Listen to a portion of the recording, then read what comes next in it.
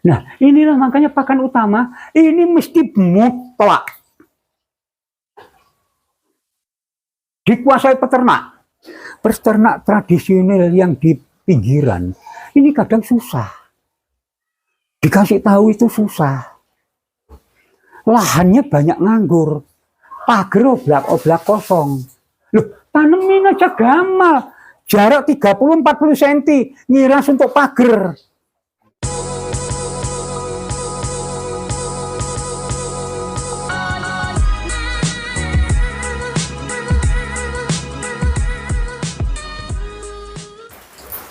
Bismillahirrahmanirrahim. Assalamualaikum warahmatullahi wabarakatuh. Selamat siang teman-teman semuanya. Selamat bertemu kembali dengan PP Nasional channelnya peternakan. Semoga sehat selalu dan semoga hujan hari ini membawa berkah buat kita semuanya. Kali ini saya berada di kandangnya Mr. Wedus Farm yang ada di Pasuruan, Jawa Timur, dan ini kita masih mencari ilmu bersama Abah. Dan ini kita akan terus berbagi ilmu. Dan semoga ilmu ataupun video yang kita bagikan bermanfaat untuk kita semuanya. Sebelum mengikuti,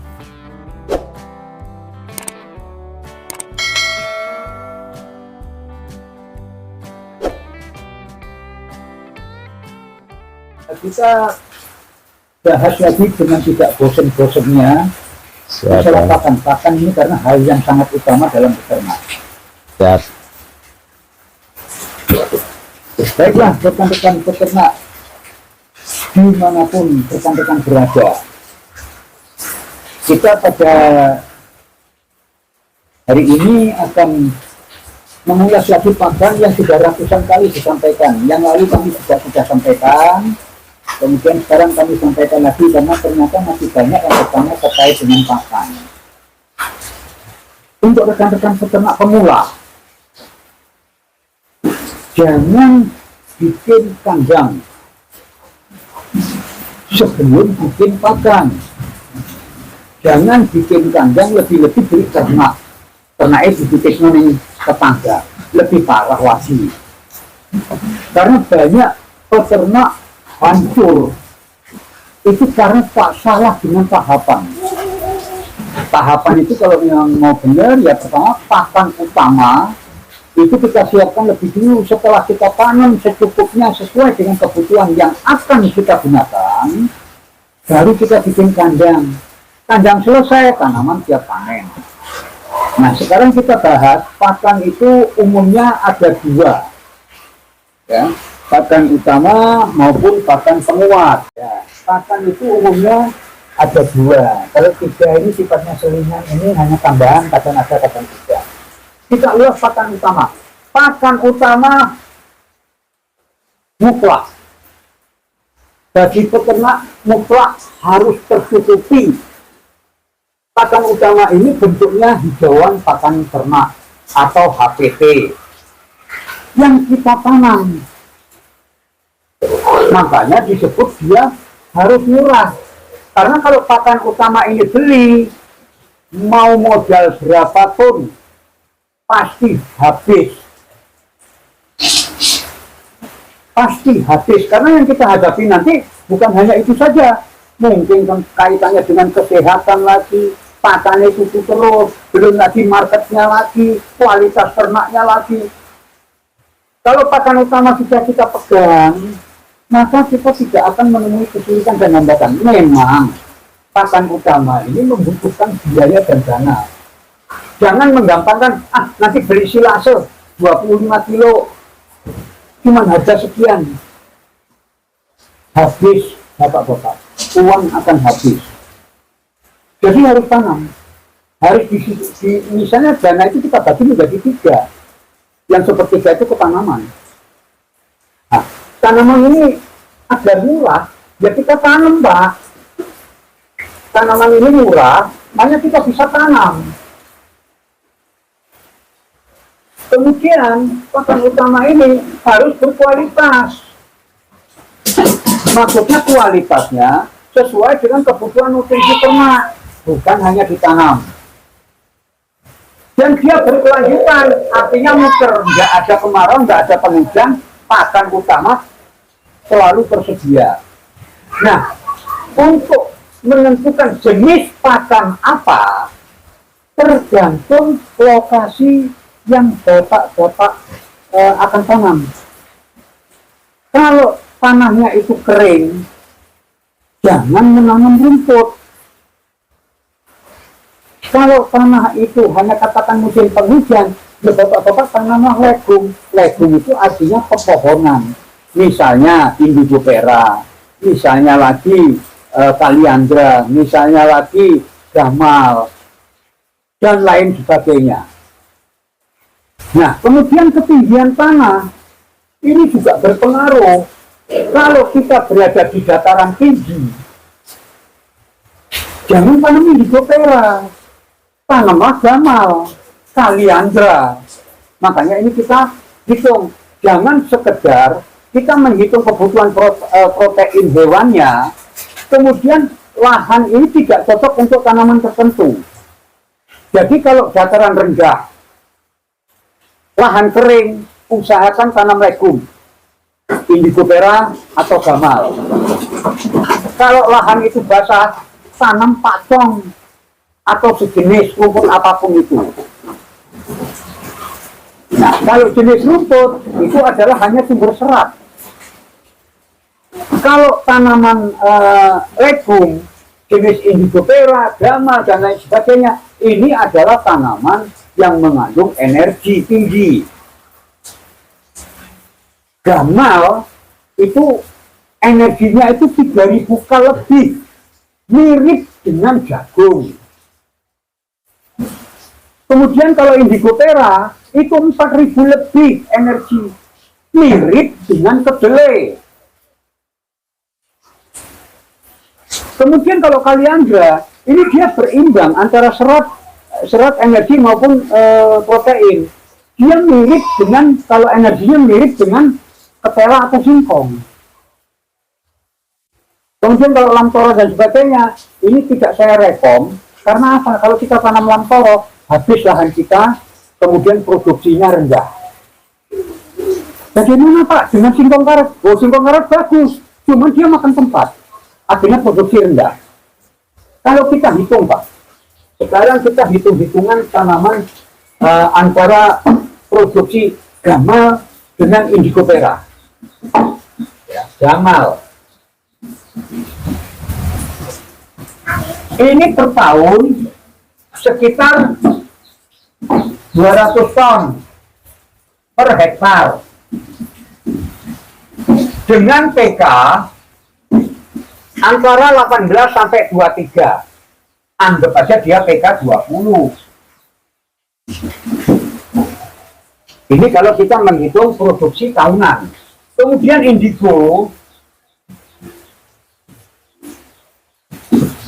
ini sekitar 70 ton per hektar per tahun. PK antara 23 sampai 30, anggap 25. Kalau kita hitung antara produksi dengan protein, berapa sih satu tahun kita dapatkan? Demikian pula indigo pera. Kalau dia 70 ton, PK-nya 25. Satu tahun dapat berapa ton? Nah, sekarang kita hitung.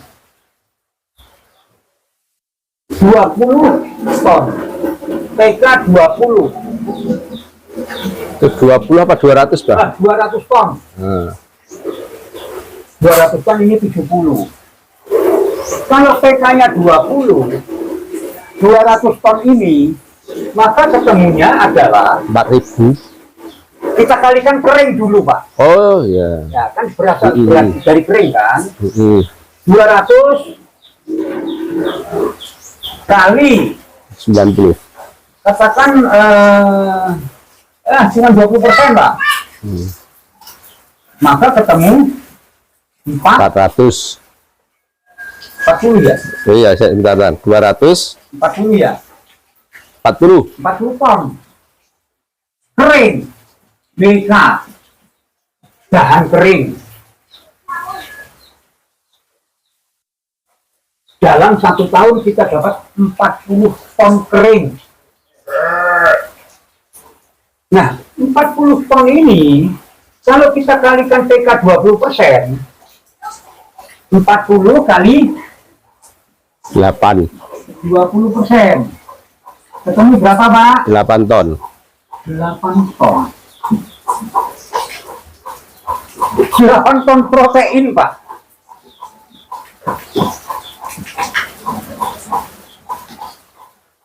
Sangat tinggi. Jadi ketemu 8 ton. Ini ketemu PK 2 sama dengan dapatnya 8 ton. Ini kita hitung kasar Pak ya, tidak melalui uji lab.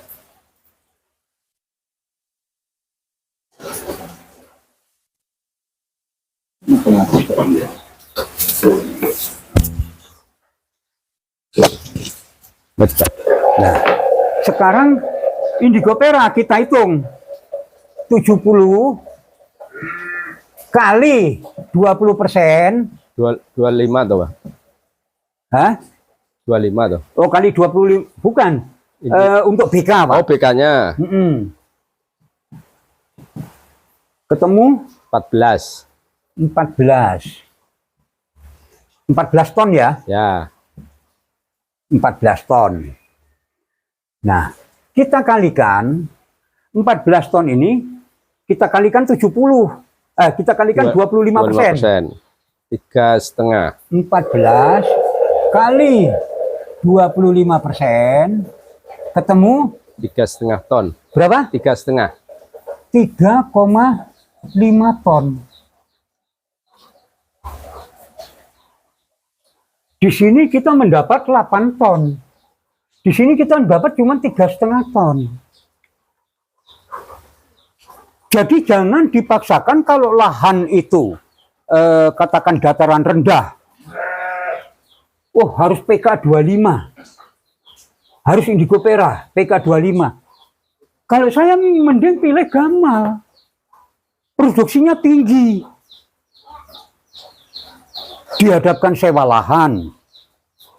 Ketemu proteinnya kita untung banyak. Ini kita hitung kasar, belum dihitung detail, tapi perkiraan ya seperti inilah pendapatannya. Makanya untuk memilih yang berkualitas ini, sesuaikan dengan kondisi lahan.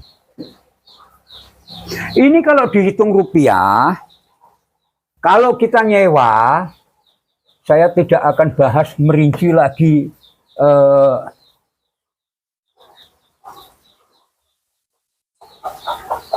kalau kita lahan sewa 15 juta per hektar, maka ketemu biaya produksi 1 kilo sama dengan 200 perak, Pak. Indigo 1 kilo sama dengan 300 perak. Kalau kita hitung kering, maka 5 kilo sama dengan 1 kilo. Ya loh. BK. Ya. Dengan harga 200 kali 5 berarti 1.000 rupiah, Pak. Dapat PK 20. Loh, dia ono sentrat PK 20 harga 1.000. Inilah yang saya bilang murah.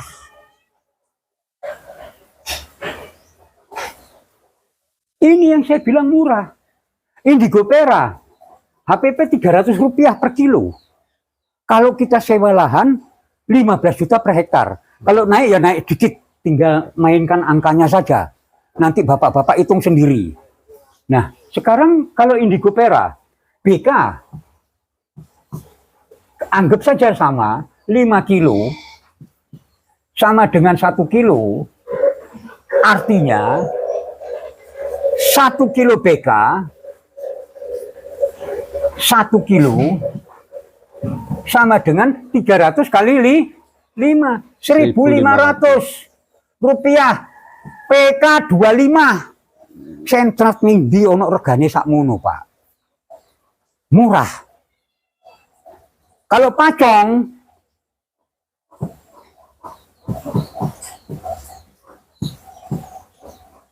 itu kisaran 60 sampai 75 rupiah per kilo biaya produksinya. Ini ancer-ancer, nanti bisa dihitung sendiri. Dulu saya sudah pernah cerita detail. Ya. Biaya bibit, biaya tenaga, biaya pupuk, sampai dengan panen, dikalikan, dibagi. Nah, cuman di dalam pakan utama ini, kita minimal mengambil 5 tahun, Pak. Jangan cuma 1 tahun. Makanya akhirnya membengkak. Biaya besar di situ. Kalau kita nggak kerjakan ini, Pak, temen sudah banyak yang pontang-panting. Contoh udah terlalu banyak. Beli silase selawe kilo murah. 30.000 Sekali beli. sekali beli. Nah, inilah makanya pakan utama ini mesti mutlak dikuasai peternak. Mutlak dikuasai peternak. Dia harus memiliki. Kemudian, dulu sudah saya pernah sampaikan, peternak tradisional yang di pinggiran, ini kadang susah. Dikasih tahu itu susah. Lahannya banyak nganggur. Pagar oblak-oblak kosong. Loh, tanemin aja gamal. Jarak 30-40 cm, ngiras untuk pagar. Kemudian jalan, pinggir-pinggir jalan. Yang tidak ada tanamannya, izin ke lingkungan. Apakah Pak Kasun, ataukah ke Pak Kades, ataukah ke Pak RT, Pak, ini biar sejuk, tak tanami ya. Sekalian untuk menahan longsor, misalnya di pinggir-pinggir sungai. Di galengan-galengan yang tidak dimanfaatkan oleh petani.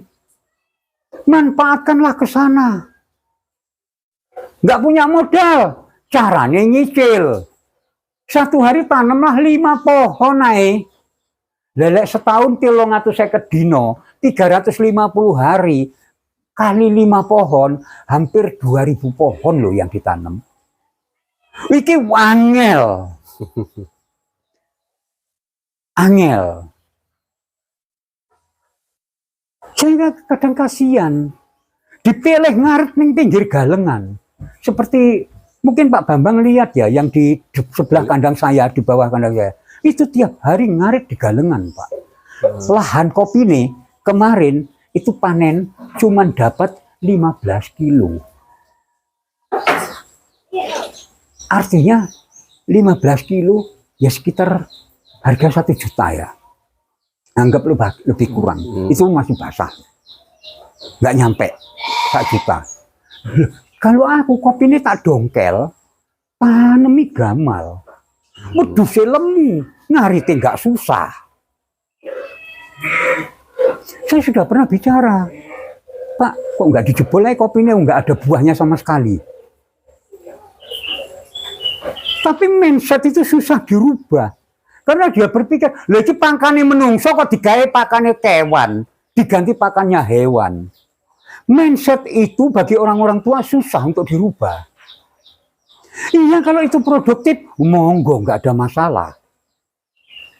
Tapi kalau sudah nggak produktif, ya kita ini. Terus ada sementara peternak, wah kalau saya tak angon aja selesai. Betul. Tapi nanti yang didapat hanya serat. Lu gimana mau jadi daging? Di luar negeri itu, Pak, di Timor Leste, itu di hamparan luas hijau, kambing-kambing hanya dilepas kayak begitu, sehat-sehat, bulat-bulat. Ini karena pemahaman yang sepotong. Dia nggak lihat dari lahan itu, kadang ada pos, dia gembala itu sampai sekian hari atau sekian minggu, itu dia ngedrop energi rutin pagi dan sore di pos itulah. Ternak habis makan rumput, habis makan serat, dia makan sorghum,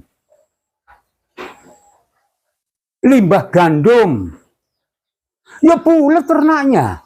Kemudian nanti begitu masuk kandang, masuk di apa kayak kolam itu untuk steril. Kandang lamprak di sana seperti itu. Tidurnya dialasin rapi. Lah di Indonesia begitu dari kebun masuk ke kandang lumpur semua. Badane bawa virus bakteri ke dalam kandang. Anaknya balik-balik mati, jari ini kok nasib. Wah ini nggak jodoh ini saya. Bukan nggak jodoh. Jadi karena pemahaman yang rendah itu, susah merubah mindset mereka. Kita sudah arahkan. Lebih-lebih ya kita mohon maaf, yang berkompeten pun tidak turun ke lapangan. Ya akhirnya peternak tradisional mulai zaman Mbah Buyutku sampai sekarang ya tetap begitu. Padahal potensi besar untuk Indonesia. Penduduk 280 juta. Butuh makan daging domba, baik itu apa namanya? Mulai dari kebutuhan keagamaan, kebutuhan tahunan, kebutuhan penikmat sate gulai rutin. Ini besar. Nah, balik lagi ke persoalan, Pak. Murah, berkualitas, berkelanjutan ini artinya muter. Muter terus. Tidak ada musim kemarau, tidak ada musim penghujan. Nah, caranya bagaimana? Kalau kita butuh katakan 100%, tanamlah 150%. Kenapa? Pada saat musim kemarau kita masih bisa tetap panen sesuai dengan volume yang kita butuhkan. Kalau nggak punya ini berat, Pak. Berat. Kalau saya mending nggak ternak saya. Jujurnya kalau aku udah mending nggak ternak. Nggak punya pakan utama ini, mending nggak ternak. Nah, sampai di sini dulu masalah pakan murah, berkualitas, berkelanjutan. Mungkin Pak Bambang ada rekan-rekan yang pernah bertanya kaitannya ini, Pak. Ya, sebelum saya lanjutkan. Nanti aja, Pak. Oke. Ya, kita lanjutkan kepada penguat.